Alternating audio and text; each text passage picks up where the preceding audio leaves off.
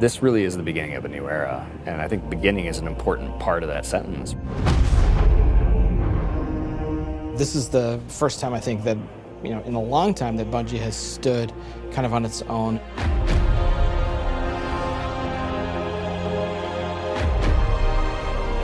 And we're self-publishing. It's a really big deal. There's a huge opportunity here for us to really make our own decisions. It's a turning point for us. We are in charge of our own destiny. It's empowering and terrifying at the same time. There are only two groups who are going to decide what happens to Destiny next: Bungie and the players who play Destiny.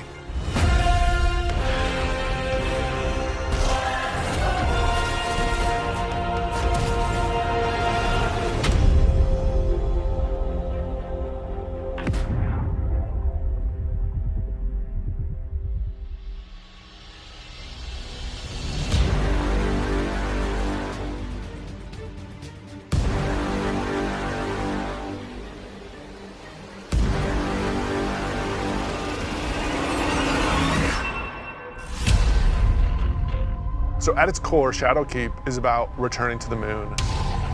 We haven't been to the moon in a while, since Destiny 1, and a lot's changed.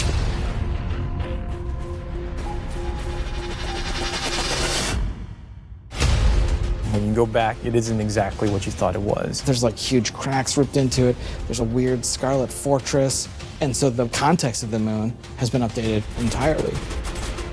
This isn't just about the hive anymore. It's about something else, something terrifying.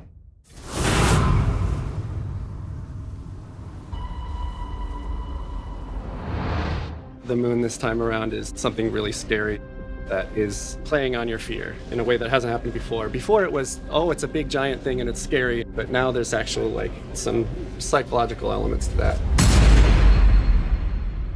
How long has it sat in silence, watching us? Much too long. Having Eris Morn come back instantly signals to players the tone shift and change. There's an undertone of threatening and psychological horror. You're all insufferable! We want to tap into what makes Guardians afraid. What are their worst fears? Shadowkeep refers to the things that Eris unleashed on the solar system. Nightmares are manifestations of a Guardian's past. What if the villains that you thought were well into the ground actually weren't, and they were being resurrected by the darkness? Eris is trying to figure out how she unleashed this kind of madness, and so she needs your help.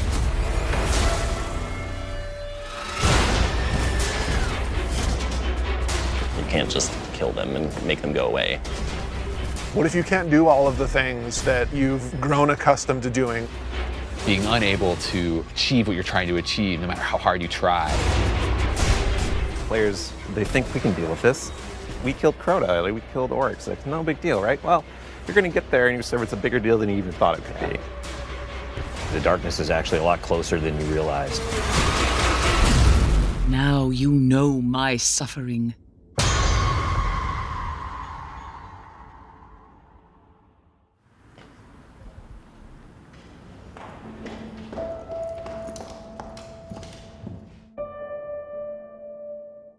It's been a year, basically, of just a constant two-way dialogue with all of our passionate players. Under it or on the sides of it more? The number of green. That's really informed what it is that players want out of the Destiny game and how we're evolving, not just the story of the world, but what happens to you as a Guardian. The thing that was supposed to blow you back or whatever, it's related to acceleration. A bunch of the work that we're doing is about adding depth to the character sheet. The teams are thinking about how do we want to evolve armor, get more stats into the game, get more player customization. How can we get the depth of pursuit for how you want to play with this awesome character you've been building now for, some of us 5 years. And completely new ways of deepening the character RPG that we all know and love and want to be better.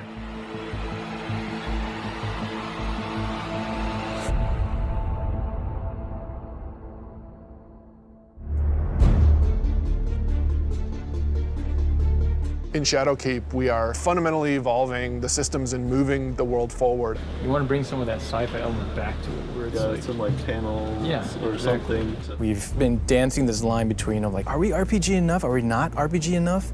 And now we're like, you know what? Screw it. Let's just go all in and just say, like, hey, let's give players what they want. Allow them to kind of like customize the players and their habits and their game modes and all that stuff as much as they want to. So in Shadowkeep, what we're doing is changing the way that armor, perks, and mods work pretty significantly. Right now in the game, if you have an armor set that you like the look of, but you have another armor set that you like the way it plays, you're probably going to pick the one that you like the way it plays. Armor 2.0 is focused on allowing you to take the mods that you've unlocked and apply them to any given piece of armor. When I move my cursor over one of these mod sockets, it immediately shows me all of the mods that are available to me. Personally, I'm excited about the artifact. Players just get to kind of like fidget with these knobs and switches and do all the things that they want to do. When you get to this last tier, each of these perks gets relatively close to what an exotic might feel like. That's going to be a lot of fun. It's going to be a lot of fun.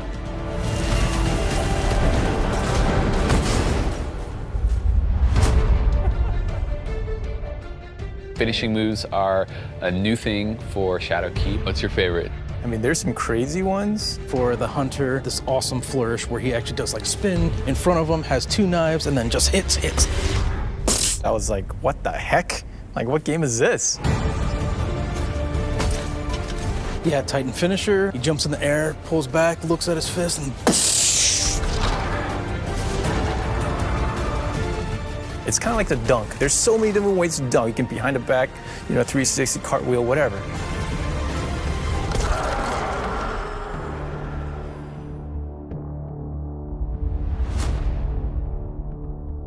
We're in the playtest lab every day, trying to figure out what's good for the game, what do people want, what have they been asking for, trying new ideas. So I want to try, I added radar hiding. Let me know how it feels to get shot by the heavy bow.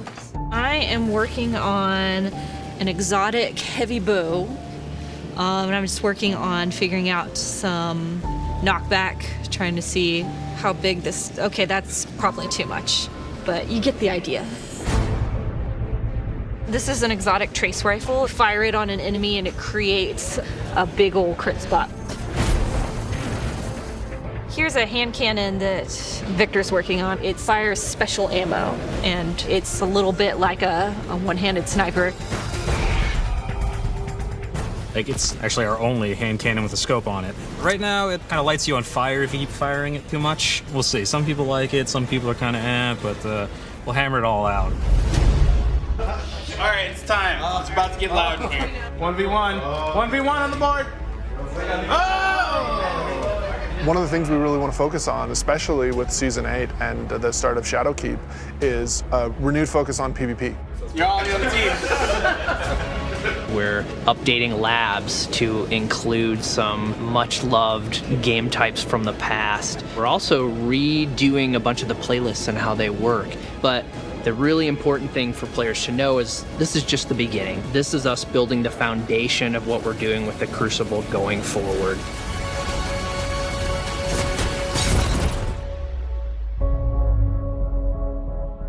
Previously, you would have a 20, 40, 60-hour climb before you could do what's considered in-game content. And now you can pretty much do that immediately. We want you to feel like you are in the end game from the moment you step on the planet. Leveling up your Guardian and becoming more powerful, overcoming dungeons, overcoming raids. For the raid, we had multiple destinations that we were considering, and Black Garden was like immediately top of the list. And everyone was like, yes, and I was like, yes, that's the one I wanted.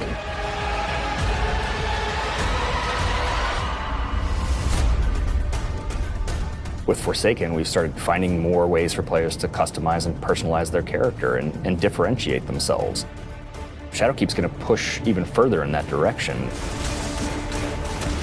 The word, which is really guiding us in a bunch of ways, is depth.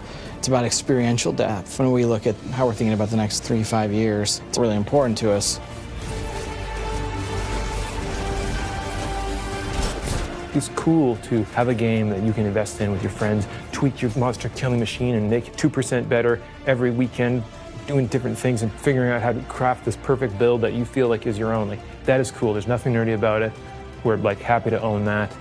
We're gonna stand on that corner.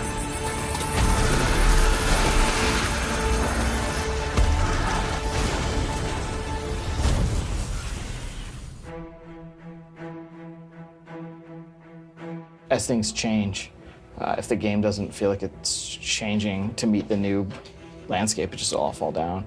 You know, part of our DNA is finding different ways to bring people together. We needed a way to crush the barriers between friends. We all have friends who could play Destiny, who are interested in it, but then we think about recommending it like, oh man, you're gonna have to play about 40 hours by yourself, and then you gotta pay all this money, and you know, maybe you should just play something else. And that can't be the story. We need an entry point for your friends to be able to get into Destiny. This is just simply about bringing people together to make it easy for players to enter this universe. There's a new entry point coming out in September called New Light, and New Light is a free-to-download experience.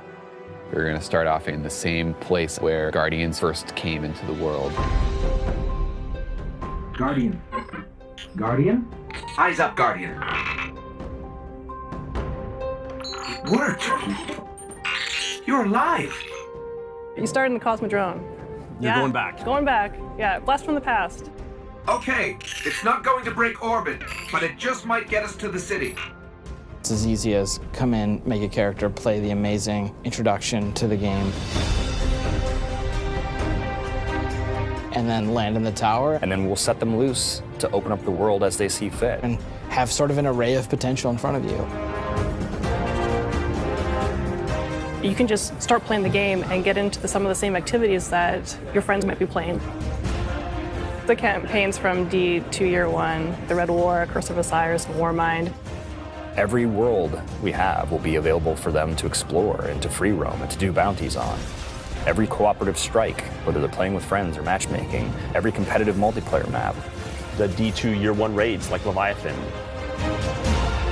Full access to Gambit, the hybrid mode that we have. All these things are available to them for nothing.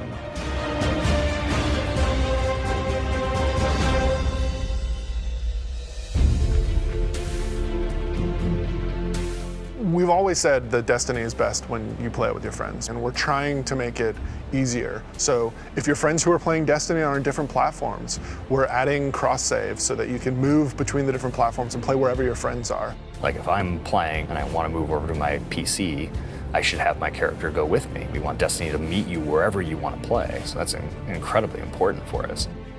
We wanted cross-save before we shipped Destiny 2, right? Like a bunch of it was built. We just couldn't get there for capital R reasons. And many of those reasons have disappeared. So we are headed full steam ahead on that. And we got to figure out how we're going to get there and how we're going to give the players what they want.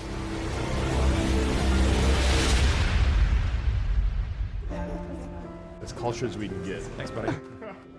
Our original vision for Destiny was a world that would evolve and change. We're leaning really hard into that because we believe that's where the future of Destiny is. The long horizon for Destiny is to become an evolving world. You know, you're going to tune in to see what's going to happen next. We can completely build Destiny in the vision that we want it to be in. A vision that isn't dictated by a commercial model or a business plan, but our creative vision and what we want to do for our players and what they want us to do with Destiny. We feel like our work isn't done. We have a series of missions that we need to finish before I think we have Destiny in the place that it needs to be, and we're back to, I guess, finish the fight, so to speak.